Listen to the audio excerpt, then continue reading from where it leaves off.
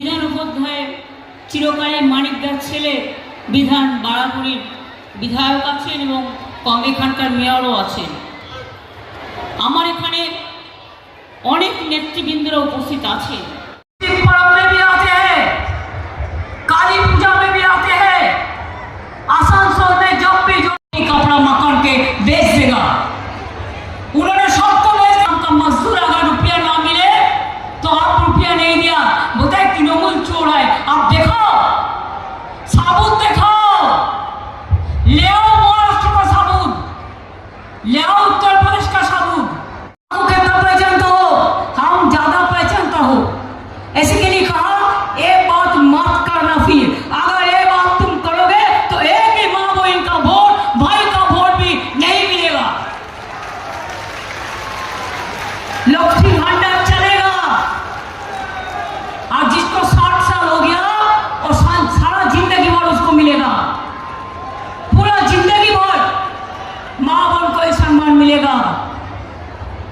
Minority department के लिए भी हम बहुत सारे काम करते हैं। मैं आज भी कहना चाहूंगी, हमने नहीं किया, लेकिन हमारा वादा ही वादा है। हमारा एमपी लोग हमारा सरकार के ओर से दे दिया, इसके लिए कि हम वादा रखते हैं। पड़े आछे आगे हमरा 43,000 घर हम बढ़ा दिया, 11 लाख का लिस्ट भी हम भेज दिया बहुत दिन पहले, इंडिविजुअल क्वेरी करके। आज तक पैसा नहीं दिया। मैं भी 3 बार जाके मीटिंग किया। তিনি সুপার স্পেশালিটি হসপিটাল করে দিয়েছেন। আমাদের দাবি ছিল আসানসোলকে জেলা করা, স্বাস্থ্যসাথী বিনা পয়সায় দেওয়া হয়। পশ্চিমবঙ্গে বসবাস করলে যে কোনো জাতি, যে কোনো ধর্ম, যে কোনো ভাষাভাষীর মানুষকে এই কার্ড তুলে দেওয়া হয়, আপনারা জানেন।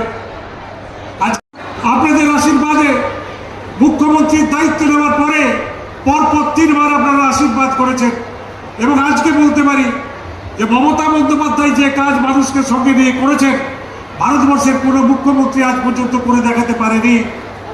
আজকে ভারতবর্ষের কোথাও আমাদের পশ্চিম বর্ধমান জেলার অভিভাবক দলের মন্ত্রী মাননীয় মলয় ঘটক মহাশয়কে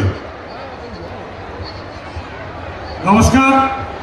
মঞ্চে উপবিষ্ট আছেন আমাদের সাংসদ এবং এবারে যে স্লোগান সারা বাংলায় মমতার মুখ থেকে বেড়ে সারা বাংলায় ছড়িয়ে পড়েছিল, ঠিক সেরকম আজও সেই আমাদের এখানে প্রয়োজন আছে। এই আসানসোল আমাদের লোকসভা কেন্দ্রে চুপচাপ ভুলে